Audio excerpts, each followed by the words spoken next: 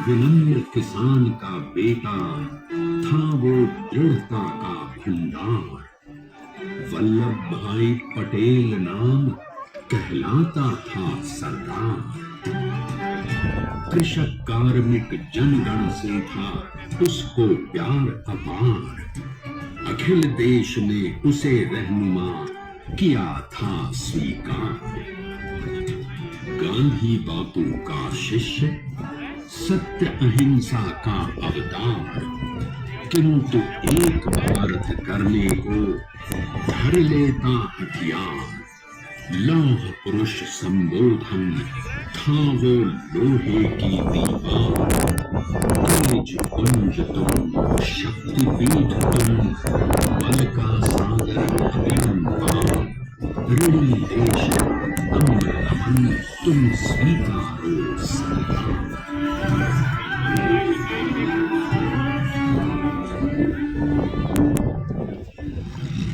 1857 में अंग्रेजों को ललकारने वाले पहले स्वतंत्रता संग्राम के एक सक्रिय सिपाही थे झवेर पटेल। करमसद गांव के इस बहादुर देशभक्त किसान और उनकी पत्नी लाडबाई के 5 बेटों और एक बेटी में से चौथे पुत्र थे वल्लभ भाई। बालक वल्लभ ने करमसद के बाद नडियाद से अपनी हाई स्कूल की शिक्षा पूरी की। फिर 13 साल की उम्र में उनकी शादी भी हो गई छोटी सी झवेरबाई से। 2 बच्चों, बेटी मणि बहन और बेटे डाया भाई को जन्म देने के बाद झवेरबाई असमय ही चल बसी।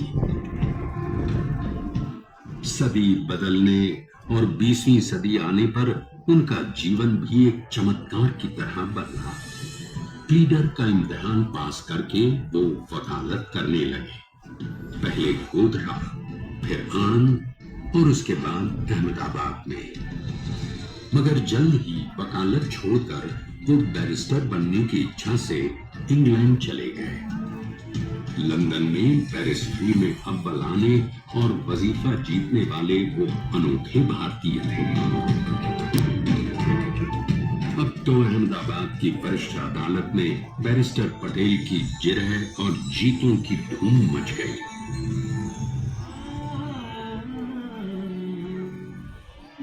तभी एक युग पुरुष ने वल्लभ भाई के जीवन की धारा ही बदल दी।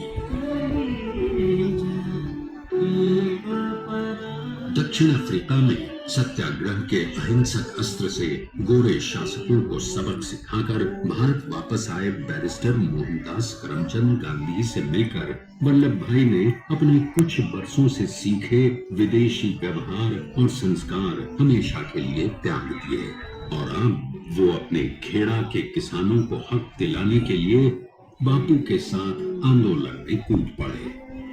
अब उनके पैरों में जूते नहीं, गांव की धूल थी। हृदय में भारत भूमि की शस्य श्यामला धरती। मन में थे गांधी और मस्तिष्क में एक नए स्वतंत्र भारत का सपना।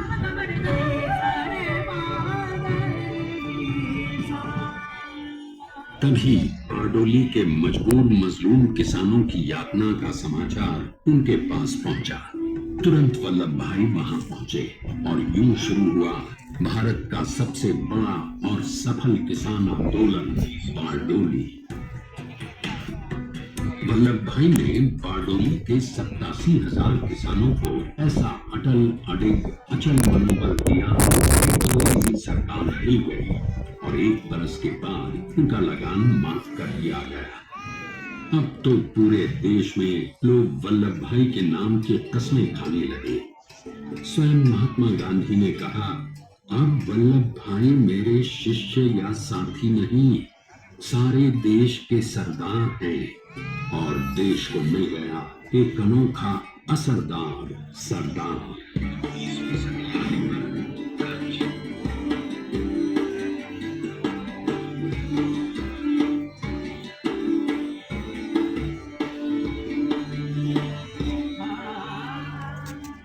सरदार पटेल के नाम और देशभक्ति से अंग्रेज डर कर कांपने लगे। 1930 के नमक सत्याग्रह और दांडी कूच में वो बापू से भी पहले गिरफ्तार किए गए।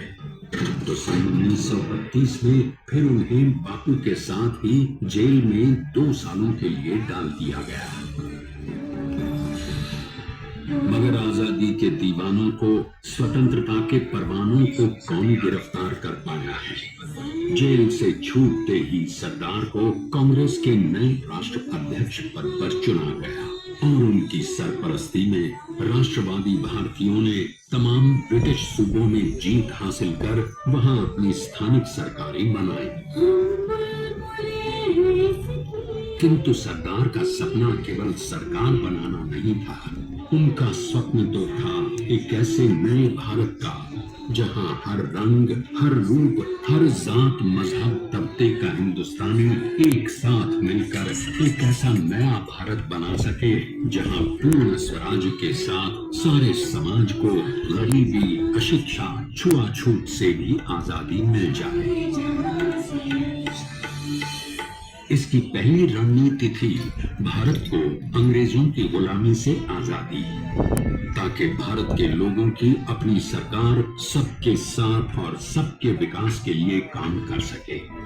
बापू की अगुवाई में अब देश ने अंग्रेजों को अंतिम चेतावनी दे दी, करेंगे या मरेंगे, क्विट इंडिया, अंग्रेजों भारत छोड़ो। बस फिर क्या था, संघर्ष की रणभेरी बजी। 3 सालों के लिए सरदार पटेल को भी सत्याग्रही नेताओं के साथ जेल में ठूंस दिया गया। 2 सालों के बाद अंग्रेजों को बापू के सभी शिष्यों और साथियों को छोड़ना पड़ा।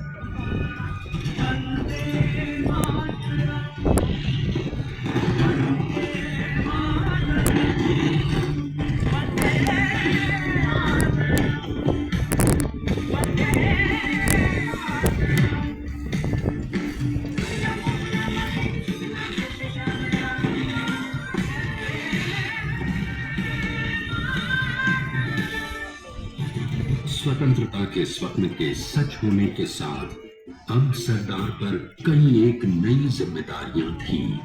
आने वाली आजादी की तैयारी और एक नए भारत के लिए नए लोकतांत्रिक संविधान की संरचना। जैसा उनके साथी ने खुद कहा था, सरदार ने ही 6वीं हथौड़ी लेकर एक नए भारत को उकेरा।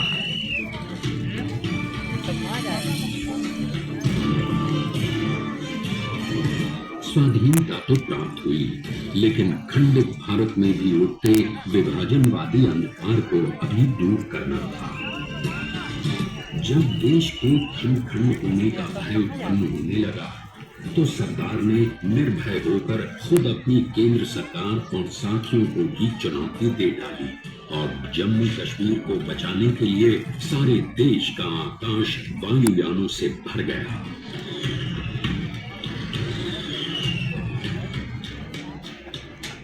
और फिर हैदराबाद और जूनागढ़ के भारत में विलयीकरण को पाकिस्तान से चुनौती मिली। सरदार चाहते थे कि देश की 1 इंच धरती अब और विभाजित नहीं होनी चाहिए। नए भारत को एक करने के लिए समझा बुझाकर, मना कर 565 रियासतों को सरदार ने अपनी सूझबूझ, सदाशयता, संबल से एक नए स्वतंत्र भारत का अभिन्न अंग बना दिया। हमारे इतिहास में अखंड भारत के पुरुषार्थ का ये एक महानतम अध्याय है। जैसा उन्होंने स्वयं कहा था, हमें नए धागों को पुराने ताने बाने में ऐसे पिरोना है कि एक दूसरे में गूंथ जाएं और बेहतरीन बनावट वाला एक नया भारत उभर कर सामने आ सके। अंततः अपने वज्र दृढ़ संकल्प से एक नया विराट विशाल एक भारत श्रेष्ठ भारत बनाकर दिखा ही दिया सरदार ने। संसार के सबसे बड़े प्रजातंत्र के शिल्पी को प्रणाम करने के लिए देश ने बनाया है ये समर्थ स्मारक, स्वाधीन भारत को समर्थ भारत में बदलने वाले सरदार पटेल को समर्पित प्रेरणा तीर्थ भी है। प्रधानमंत्री श्री नरेंद्र मोदी के नेतृत्व में बनी विश्व की इस विशालतम प्रतिमा के सामने आकर सारी दुनिया जैसे स्वयं ही नतमस्तक हो जाती है।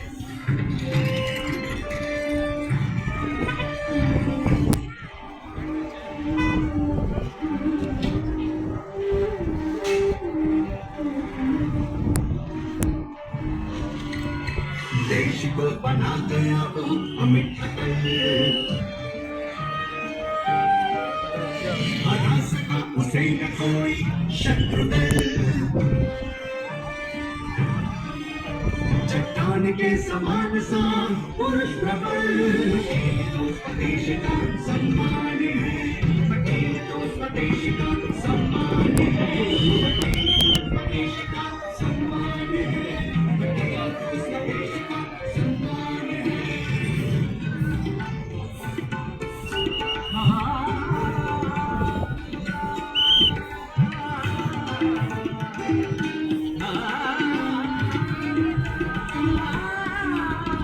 बुझाया आकाश को छुए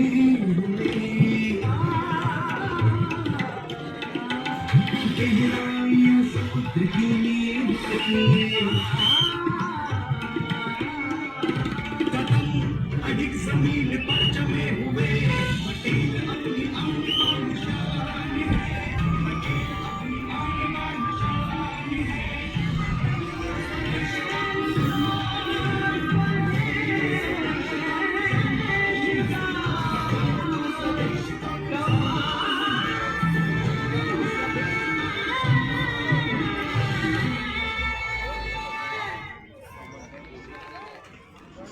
आइए अब देखते हैं कि अपने लौह पुरुष को श्रद्धांजलि देती 182 मीटर ऊंची विश्व की सबसे विशालकाय प्रतिमा का निर्माण कैसे हुआ।